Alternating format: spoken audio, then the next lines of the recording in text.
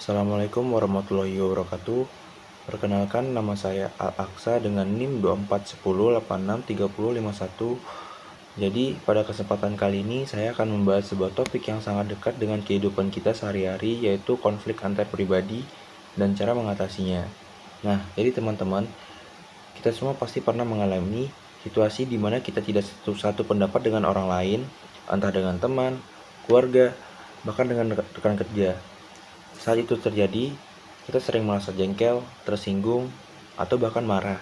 Nah, perasaan-perasaan itulah yang seringkali menjadi tanda awal terjadinya konflik antar pribadi. Nah, jadi konflik antar pribadi itu apa sih? Baik teman-teman, jadi konflik antar pribadi itu bisa diartikan sebagai pertentangan atau perbedaan kepentingan antara dua orang atau lebih yang memiliki hubungan sosial. Konflik ini bisa terjadi dikarenakan berbagai faktor seperti perbedaan kepribadian, cara berpikir, nilai-nilai kehidupan, maupun cara berkomunikasi. Nah, contohnya seperti di lingkungan sekolah, seorang siswa bisa berkonflik dengan temannya karena adanya perbedaan pendapat saat mengerjakan tugas kelompok. Di lingkungan kerja, seorang karyawan bisa berselisih karena pembagian tanggung jawabnya dianggap tidak adil. Bahkan di dalam keluarga, orang tua dan anak bisa menimbulkan konflik antar pribadi karena perbedaan pandangan tentang masa depan.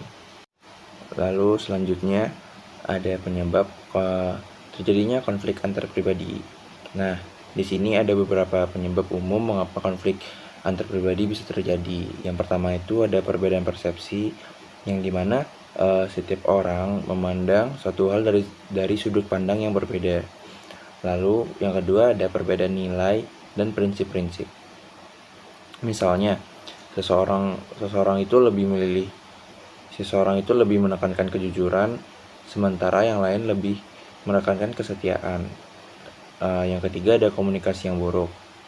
Salah paham, nada bicara yang keras, atau pesan yang tidak jelas sering memicu konflik. Nah, yang keempat ada persaingan atau kecemburuan. Ini bisa terjadi terutama dalam lingkungan kerja atau pertemanan. Yang kelima ada kepentingan pribadi yang bertentangan. Kepentingan ini bisa seperti perebutan posisi, perhatian, atau sumber daya tertentu. Lalu dampak dari konflik antar pribadi ada apa aja sih? Nah, konflik antar pribadi itu bisa saja menimbulkan dampak yang positif ataupun dampak negatif.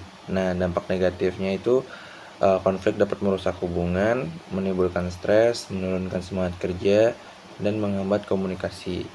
Lalu dampak positifnya, konflik ini bisa menjadi sarana untuk memperbaiki hubungan, melatih kemampuan berkomunikasi, dan memperdalam pemahaman terhadap orang lain jika dihadapi dengan cara yang tepat. Dengan kata lain, konflik ini tidak selalu buruk.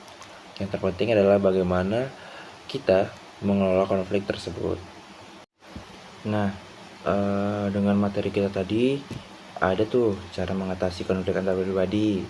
Nah, berikut ada beberapa cara yang efektif dalam mengatasi konflik antar pribadi. Yang pertama itu komunikasi yang terbuka dan jujur. Nah, cobalah berbicara dengan tenang, jujur, dan saling mendengarkan. Lalu hindari menyalahkan orang lain dan fokuslah pada solusi. Lalu yang kedua, mengendalikan emosi. Saat emosi sedang tinggi, sebaiknya kita tunda dulu pembicaraan agar tidak menimbulkan kata-kata yang disesali. Lalu yang ketiga, mencari titik temu. Nah, temukan hal-hal yang bisa disepakati bersama. Dengan begitu, perbedaan tidak menjadi penghalang, tetapi justru memperkaya pemahaman. Yang keempat ada berpikir secara objektif. Lihat masalah dari dua sisi, bukan hanya dari kepentingan pribadi. Ini bisa membantu kita bersikap adil dan rasional. Yang kelima ada mengembangkan empati. Cobalah menempatkan diri pada posisi orang lain. Dengan empati, kita bisa memahami alasan dibalik tindakan atau ucapan seseorang. Yang keenam ada memaafkan dan melupakan. Setelah konflik terselesaikan, jangan menyimpan dendam. Maafkan, dan lanjutkan hubungan dengan semangat yang baru. Jadi teman-teman, konflik antar pribadi adalah bagian dari dinamika kehidupan sosial yang tidak bisa dihindari. Namun, bukan berarti kita harus takut atau menghindarinya. Sebaliknya, kita perlu belajar mengelola konflik dengan bijak agar hubungan sosial tetap harmonis dan produktif. Ingatlah bahwa tujuan utama bukan untuk menang dalam konflik, tetapi untuk menemukan solusi terbaik pada kedua pihak. Dengan komunikasi yang baik, sikap terbuka, dan empati, setiap konflik bisa menjadi jembatan menuju hubungan yang lebih kuat dan saling memahami.